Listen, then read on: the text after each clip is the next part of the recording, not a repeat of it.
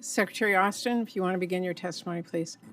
If you could suspend until we have the room cleared.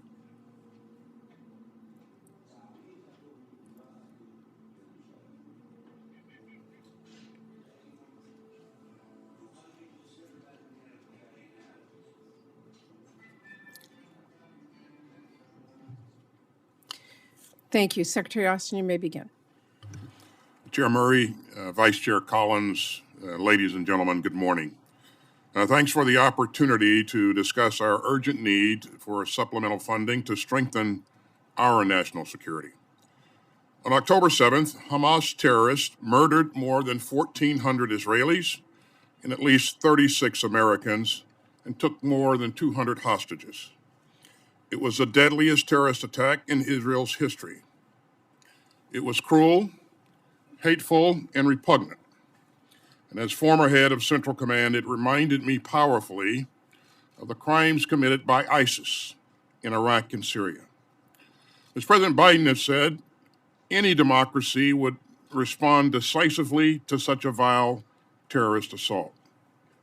And I traveled to Israel just days after the attack to underscore America's ironclad commitment to Israel's security.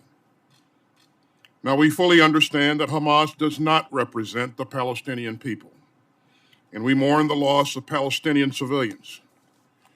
And I have repeatedly made clear to Israel's leaders that protecting civilians in Gaza is both a moral responsibility and a strategic imperative. Democracies like ours are stronger and more secure when we uphold the law of war and protect civilians. Now, tensions remain exceptionally high. So let me outline the department's 4 key lines of effort. First, we'll continue to protect American forces and citizens in the region. Our personnel have come under repeated attack in recent days by Iranian-backed militia groups, and these attacks must stop. At the President's direction, U.S. forces have conducted precision self-defense strikes on facilities in eastern Syria used by Iran's IRGC and its affiliates. If Iranian-backed groups continue to attack U.S. forces, we will not hesitate to take further necessary measures to protect our people. We've also raised force protection measures across the region, and I have deployed a terminal high-altitude area defense battery, as well as additional Patriot batteries. And second, we're flowing security assistance into Israel at the speed of war.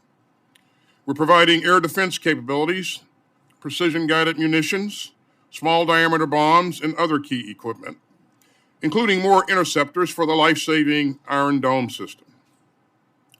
Third, we're coordinating closely with Israel to help secure the release of every man, woman, and child seized by Hamas, including American citizens.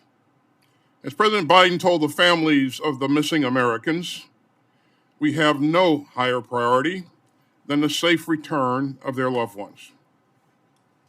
And we immediately provided U.S. military advisors to offer best practices for integrating hostage recovery into Israel's operations.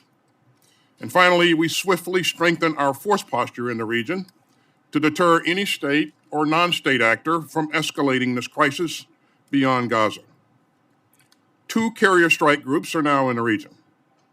Last week, an additional F-16 squadron arrived in the region, complementing other fighter squadrons already in theater. And all this underscores the President's clear warning. No government or group that wishes Israel harm should try to widen this crisis.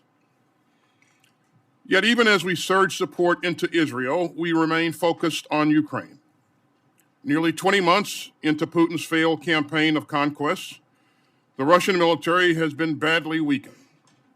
Ukraine's brave forces have taken back more than half of the territory seized by Russian invaders since February 2022. And that was made possible by bipartisan and principled U.S. leadership in our coalition of some 50 allies and partners. In both Israel and Ukraine, democracies are fighting ruthless foes who are out to annihilate them. We will not let Hamas or Putin win. Today's battles against aggression and terrorism will define global security for years to come. And only firm American leadership can ensure that tyrants and thugs and terrorists worldwide are not emboldened to commit more aggression and more atrocities. So our actions today will shape the world that our children and grandchildren inherit. And that's why we've submitted an urgent supplemental budget request to help fund America's national security needs and to stand by our partners and to invest in our defense industrial base.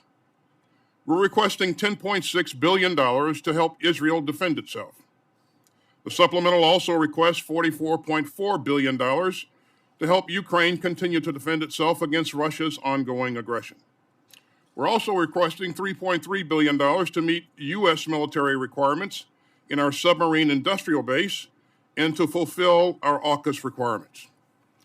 Now, this supplemental doesn't just help meet today's urgent challenges, it also invests in our defense industrial base.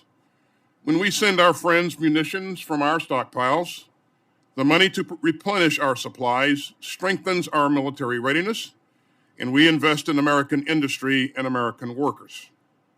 That also holds true for funding for Israel or Ukraine to procure new equipment off the production line. Some $50 billion of this supplemental request would flow through our defense industrial base, creating American jobs in more than 30 states. And these investments will also improve our production capacities far into the future and help ensure that we are ready to tackle security challenges worldwide. And all that means greater prosperity at home and greater security around the globe. And finally, let me thank all of you for your leadership. Your bipartisan support ensures that we can defend America and stand by the allies and partners who magnify our strength. I'm also deeply committed to working with all of you to enact a full-year appropriation bill to keep America secure. As President Biden has said, American leadership is what holds the world together. And if we fail to lead, the costs and threats to the United States will only grow.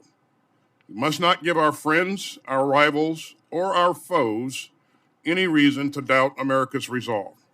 So I look forward to continuing to work with you to keep America secure, prosperous, and strong. Thank you. Thank you, Secretary Austin. We will now begin a round of 5-minute questions.